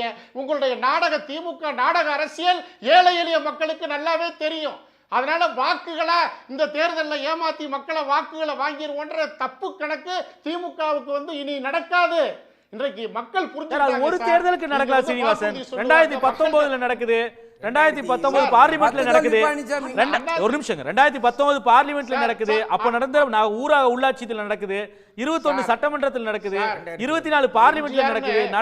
நடுவுல நகர்ப்புற உள்ளாட்சியில் நடக்குது. 5 தேர்தலையும் மக்கள் போய் நம்பி ஏமாந்துட்டாங்கன்னு சொல்லிட்டே இருப்பீங்க. சார், மக்கள் அவ்வளவு குறைத்து மதிப்பிடக்கூடாது இல்ல? எம்ஜிஆர்ன்ற ஒரு மூன்றெழுத்து மந்திரம் தான் திமுகவை ஓட விரட்டி வனவாசம் போக வச்சது எம்ஜிஆர். அந்த கட்சி சார் இது. ஆர்கே நகர்ல திமுகவுக்கு டெபாசிட் போட்டு எடப்பாடி பழனிசாமி எம்ஜிஆர் சொல்ல வரீங்களா? ஒரு நிமிஷம் இருங்க. சூழல் இருந்துச்சு. இல்ல, அப்படி நீங்க சொல்ற கூற்றுப்படி பார்த்தா ஸ்டாலின்ற 4 எழுத்து தான் 2019 இருந்து உங்களை எதுலயும் ஜெயிக்க விடாம பண்ணுதா? சார், இது பாருங்க, நீங்க பழனிசாமின்ற இன்னைக்கு பழனிசாமி தான் காவல் தெய்வம் தமிழக மக்களுக்கு. இன்னைக்கு தமிழ்நாட்டுல பட்ஜெட்டை பத்தி, ஒன்றிய பட்ஜெட்டை பத்தி எடப்பாடி பழனிசாமியோட நிலைப்பாடு என்ன? இந்தியா இண்டோ யுஎஸ் ட்ரேட் டீல பத்தி, bilateral trade agreement, trade deal கூட இல்ல, இப்போ ஃப்ரேம் ஒர்க், அத பத்தி என்ன கருத்து அவருக்கு? சார், திமுகல எதையும் இந்த அரசுக்கு இருந்து வாங்க முடியாது. சார், அவர் ஐயா கேட்டதுக்கு பதில் எடப்பாடியார் சொல்லுங்க இதே பட்ஜெட்ல ஆட்சி அதிமுகவோட ஆமா சார், நிலைப்பாடு அதான் என்ன? பதில் சொல்றேன். கிராமப்புற வேலைவாய்ப்பு எடப்பாடியார் முடிச்சிருந்தோம். டைம் இல்ல, சீக்கிரம் முடிச்சிருங்க. சார், முடிச்சிருங்க. சார், அண்ணா திமுக தலைமையில் ஆட்சி நடந்துச்சுன்னா எல்லாமே நடந்திருக்கும். கேட்டது கிடைச்சு. ட்ரம்ப் கையெழுத்து போட்டுருப்பாரு. அணுகுமுறையும் இது வரைக்கும் வித்ததெல்லாம் பத்தலையா? திறமையும் இல்லைங்கிறத இது சீனிவாசன், இது வரைக்கும் வித்தது பத்தலையா? ஆட்சியில தான் சார் அதிமுக தான் சார் மக்கள் நல திட்டங்களை மத்திய அரசு கிட்ட வாங்கி கொடுத்தது. திமுக திராணியற்ற அரசு. நன்றி நன்றி நன்றி நன்றி. உங்க கருத்துக்கு நன்றி மதிவதனி, உங்களோட நிறைவு கருத்து. அதனால இந்த ஆட்சி வீட்டுக்கு போறது உறுதி. Okay Mathivathani, okay point taken. ரொம்ப நேரம் பேசிட்டாங்க. எனக்கு கொஞ்சம் நேரம் சொல்லுங்க. என்ன அப்படின்னு கேட்டீங்கன்னா, அண்ணனும் சரி அவங்க சகோதரி விஜயதாரணி அவங்களும் பேசினாங்க. பிஜேபியோடு கூட்டணி வைத்தாலோ இல்லை பிஜேபியில் சேர்ந்தாலோ எப்படி ஆவாங்க, என்ன நடக்கும்ன்றதுக்கான எடுத்துக்காட்டு தான் அந்த 2 பேச்சுமே. ஏன்னு கேட்டிங்கன்னா, அவர் குரலி வித்தைன்னு எதை சொன்னாருன்னு நீங்கள் பாருங்கள், ரீவைண்ட் பண்ணி கூட. மாநில உரிமை, சமூக நீதின்னு குரலி வித்தை காட்டுறாங்க. பேரு அண்ணா திராவிட முன்னேற்ற கழகம். மாநில உரிமை, மாநில சுயாட்சி, அதுக்கு ஒரு முகம் இருக்கும்னா அது பேரறிஞர் அண்ணா. அவருடைய பெயர் தாங்கிய ஒரு கட்சி இன்னைக்கு பிஜேபியோட கூட்டணி வச்சதுனால உங்களுக்கு மாநில உரிமைன்ற சொல் குரலி வித்தையா தெரியுது. எம்ஜிஆர் 3 எழுத்து மந்திரம் அப்படின்னு சொன்னீங்கல்ல, 3 எழுத்து மந்திரமா இருந்தாலும் சரி, 30 எழுத்து மந்திரமா இருந்தாலும் சரி, சமூக நீதிக்கு எதிராக தமிழ்நாட்டில் ஏதாவது வந்துச்சுன்னா அவங்கள தோல்வி தழுவ வைப்போம்னு சொல்லி தோல்வியே தழுவாத எம்ஜிஆரை இடஒதுக்கீடுல 9,000 ரூபாய் பொருளாதார உச்சவரம்பு ஆணை கொண்டு வந்தப்ப தோற்கடித்த மாநிலம் தமிழ்நாடு. அந்த தமிழ்நாட்டில் நின்றுட்டு சமூக நீதியை பற்றி பேசினா உங்களுக்கு குரலி வித்தியா தெரியுது. சகோதரி விஜயதாரணி அவர்கள் உண்மையாகவே எனக்கு என்ன சங்கடமா இருந்ததுன்னு கேட்டா, அவங்க ஒருவேளை லைவ்ல கனெக்ட் ஆயிருக்கனாலயா என்னன்னு தெரியல, கரண்ட்ல ஆரம்பிச்சு காமராஜருக்கு போனாங்க. சார் நீங்க பேசிக்கிட்டே இருங்க, உங்களை விட நான் இங்க இருந்து நான் பேசுறது கேட்கும், நீங்க பேசிட்டே இருங்க. கரண்ட்ல இருந்து காமராஜருக்கு போனாங்க, காமராஜருக்கு கரண்ட்க்கு வந்தாங்க. நீங்க ஏதாவது சார் ஒண்ணுமே சீனிவாசன் வர சீனிவாசன் நாங்க சீனிவாசன் நான் வர சீனிவாசன் மக்களுக்கு செய்தி போய் சேரவே வேண்டாமா? 4 செய்தி போய் சேரணும்னா நீங்க எதுக்கு இப்படி கலச்சு விடுறீங்கன்னு கேக்குறேன். இவ்வளவு நேரம் நீங்க பேசுறப்ப நான் பொறுமையா தானே இருந்தேன். முடிஞ்சா பொறுமையா கேளுங்க சார், இல்லனா நீங்க பேசிட்டே நான் பேசுறேன். ஒரு கட்சி அல்லது ஒரு இயக்கம் அல்ல ஒரு மாநில அரசு அப்படின்னா அதற்கு ஒரு 3 அடிப்படையான தேவைகள் தேவை. Ideology, leader, cadres. ஒரு தலைவர் தேவை, ஒரு கொள்கை தேவை, அதற்கான தொண்டர்கள் தேவை. இந்த 3 கட்டுப்பாடும் இந்த 3 விதமான ஒரு ஆர்கனைசேஷனும் கட்டமைப்பும் எங்க கிட்ட இருக்குன்றத திராவிட முன்னேற்ற கழகம் வெளிப்படுத்தி இருக்கக்கூடிய மாநாடு தான் இன்னைக்கு நடந்திருக்கு. இந்த 3மே இல்ல யார்கிட்ட? அதிமுக கிட்ட. இப்ப நீங்க பிஜேபி எடுத்துக்கிட்டீங்கன்னா கூட அவங்க கிட்ட ஒரு ஆர்எஸ்எஸ், சனாதனம், பாசிசம்ன்ற கொள்கை இருக்கு. ஆனா அதிமுகவுக்கு இன்னைக்கு தேதிக்கு என்ன கொள்கையை அவர்கள் முன்னிறுத்துகிறார்கள்? தமிழ்நாட்டு மக்கள் அந்த கேள்வியை கேட்க மாட்டாங்களா?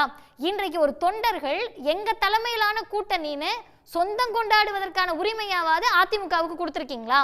என்டிஏ கூட்டணின்னு சொல்லுகிற போது அதில் எடப்பாடி பழனிசாமி அவர்களுக்கு என்ன ரோல் அப்படின்றது இதுவரைக்கும் உங்க தொண்டர்களுக்கு டிக்ளேர் பண்ணியிருக்காங்களா? இது எதுக்குமே நேரடியான பதில் இல்லை. இன்னொன்னு, சட்ட ஒழுங்காக இருக்கட்டும், பெண்கள் மீதான வன்முறை, இது எல்லாமே பேசுனாங்க. திரும்ப திரும்ப இவங்க எதை பரப்ப விரும்புறாங்கன்னா, பிஜேபி ஒரு ரொம்ப தூய்மையான சட்ட ஒழுங்கு பிரச்சனை இல்லாத பெண்கள் பாதுகாப்பை கொடுக்குதுன்ற பொய்யை இவங்க பேசிக்கிட்டே இருக்காங்க. நான் இன்னொருபடி மேல போய் சொல்றேன், உலகத்தில் சட்ட ஒழுங்கோ அல்லது பெண்கள் மீதான வன்முறையோ ஜீரோன்னு சொல்லக்கூடிய நாடு கிடையாது. எங்க பிஜேபியில இருந்து திமுக வேறுபடுதுன்னு கேட்டா, ஒரு பிரச்சனை நடக்கிறப்ப, வன்முறை நடக்கிறப்ப பில்கிஷ் பானுன்ற அந்த பெண்ணுக்கு எதிராக நடந்த கொடுமை, தண்டிக்கப்பட்ட குற்றவாளிகளுக்கு மாலை போட்டு வரவேற்ற பிஜேபி எங்களுக்கு வேண்டாம். அதே நேரத்தில் பொள்ளாச்சி சம்பவம் நடந்தப்ப கண்கட்டி வேடிக்கை பார்த்த அதிமுக எங்களுக்கு வேணாம். ஒரு பிரச்சனை நடக்கிறப்ப அதற்கு துணிச்சலாக நின்று தண்டனை வாங்கி கொடுக்கக்கூடிய முதலமைச்சர் முத்துவேல் கருணாநிதி ஸ்டாலின் வேணும்ன்றதுதான் தமிழ்நாட்டு மக்களுடைய எண்ணம்.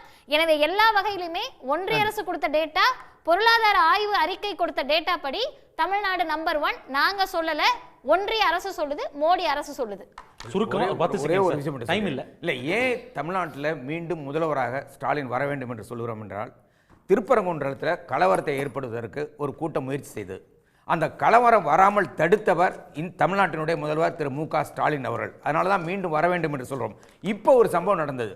பாராளுமன்றத்துக்கே வராமல் ஒரு பிரதமர் ஓடி ஒழிகிறார். கேட்டால் பாராளுமன்ற உறுப்பினர்கள் என்ன முற்றுகையிட்டு விடுவார்கள், அதுவும் பெண் பாராளுமன்ற உறுப்பினர்கள் முற்றுகையிட்டு விடுவார்கள் என்று பயந்து ஓடிய உலகத்திலேயே பயந்தாங்கொழி பிரதமர் யாருன்னு கேட்டால் திரு மோடி அவர்கள் தான்.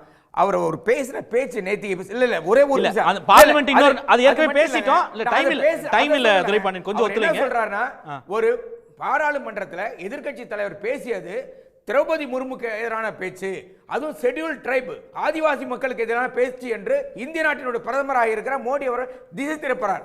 அதே போல ஒரு மந்திரி மீது ஒரு ட்ரைட்டர் எங்க கட்சியில இருந்து ஓடி போனவர் என்று ராகுல் காந்தி சொன்னார். அது ஒரு இனத்துக்கு எதிரான பேச்சு என்று சொல்லி ஒரு நாட்டில் இதேதான் மோடின்னு சொன்னப்போ வந்துச்சு. அவங்க எல்லா வீட்லயுமே ஒரு நபர் இல்ல ஒரு கம்யூனிட்டி சார்ந்த தாக்குதலா பாக்குறாங்க. அதனால தமிழ்நாட்டில் அப்படி ஒரு சம்பவம் நடந்துவிடக் கூடாது என்ற காரணத்தினால் எச்சரிக்கையோடு தமிழ்நாடு மக்கள் மீண்டும் கொண்டு வருவார்கள் திராவிட முன்னேற்ற கழகத்தின் ஆட்சியை. அது நிச்சயம். நன்றி. பார்ப்போம், பொறுத்திருந்து பார்ப்போம். இன்னும் சில வாரங்கள் தான் இருக்கிறது. திமுக முதலமைச்சர் ஸ்டாலின் மற்றும் உதயநிதி ஸ்டாலின் தலைமையில் 200 அடிக்குதா, இல்லை பிரதமர் மோடி தலைமையிலான என்டிஏ திரு எடப்பாடி பழனிசாமி முதலமைச்சர் வேட்பாளர் இன்னும் சிலர் கூறிக்கொண்டிருக்கிறார்கள். அவர்கள் கட்சி சொல்கிறது. அவர்கள் என்ன நிலை எடுக்கப் போகிறார்கள் வரக்கூடிய காலங்களில் பார்ப்போம். கருத்து தெரிவித்த அனைவருக்கும் நன்றி. மீண்டும் சந்திப்போம். இது கேள்விக்களம், மக்களின் மேடை. உடனுக்குடன் செய்திகளை தெரிந்து கொள்ள சன் நியூஸ் பெல் ஐகானை கிளிக் பண்ணுங்க.